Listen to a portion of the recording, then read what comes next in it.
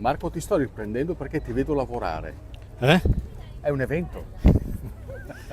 Assolutamente, sì, che Cosa stai stiamo sistemando? presentando i prodotti brutti ma buoni, frutta che per la pezzatura, il colore o perché hanno avuto grandinate come questi kiwi non sarebbero commercializzabili nelle catene commerciali, mentre al mercato contadino vengono valorizzati e venduti a un prezzo più che popolare, 50 centesimi mele, kiwi, per poter difendere anche il potere d'acquisto dei consumatori.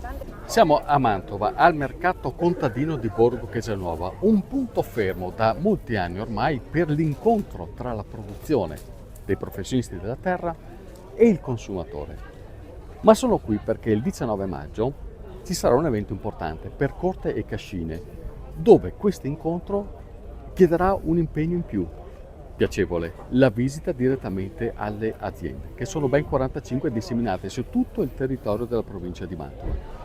Perché avete voluto creare per Corte e Cascine? Per Corti Cascine è una giornata di fattoria a porte aperte in cui da 27 anni chiediamo ai cittadini e ai consumatori di andare alla fonte del cibo per scoprire l'agricoltura contadina, di non stare chiusi all'interno di capannone, ma di andare in campagna per vivere la campagna e per scoprire la maestria contadina e la qualità dei prodotti contadini, per poter anche rigenerarsi in mezzo alla campagna, per poter vivere meglio tutto sommato. E questo è un valore che richiama anche l'importanza dell'agricoltura in provincia di Mantova, perché questo mercato contadino, mi ha spiegato Marco, è nato per volontà degli stessi agricoltori che si sono accaparrati questo centro logistico che una volta era un grande ipermercato, vero? Sì, dove siamo attualmente, a Borgo Chiasanuova, nell'87 è stato il primo ipermercato che è sorto in provincia di Mantova, il primo che ha aperto e il primo che ha chiuso nel 2007. Dopo 10 anni di abbandono siamo subentrati e abbiamo rigenerato questo spazio che ora non è più una struttura commerciale, ma è la sede della comunità del cibo, dove i produttori e i cittadini si incontrano, ovviamente per acquistare i prodotti, ma anche per uno scambio di informazioni, consigli, ma anche per poter stare bene insieme.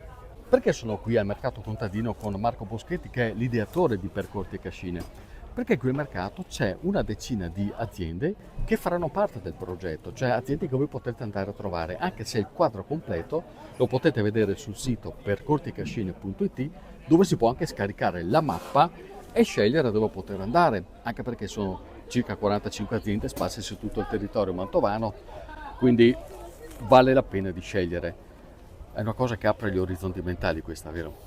Sicuramente fa conoscere l'agricoltura reale, non quella di cartapesta che si trova all'interno delle grandi strutture commerciali, ed è un modo per conoscere anche la maestria contadina, cioè un sapere che è patrimonio di comunità che si è tramandato di generazione in generazione e che è alla base della qualità dei prodotti contadini. E allora continuate a seguirmi a partire già da domani, perché alcune di queste aziende ve le racconterò. E intanto apro gli orizzonti culturali in quel banchetto là, perché c'è scritto salumi tipici mantovani e ho un irrefrenabile bisogno di scoprire cos'è questa cultura del territorio. Vado a vedere, sai. Grazie Marco. Ciao Voi. ragazzi, seguitemi.